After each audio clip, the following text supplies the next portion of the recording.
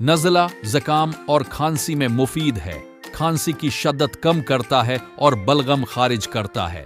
अलामात: नज़ला, ज़ुकाम और खांसी की शिद्दत। उमूमी मिक़दार खुराक: आधे से 1 चाय का चमचा सुबह, नहार मना, और रात सूते वक्त चाय के 1 कुप के मसावी मिक़दार इर्क़ी गाओ ज़बां में जोश देकर पीना चाहिए, या दिन में 3 बार इस लौक़ को ऐसे ही चाट लेना चाहिए।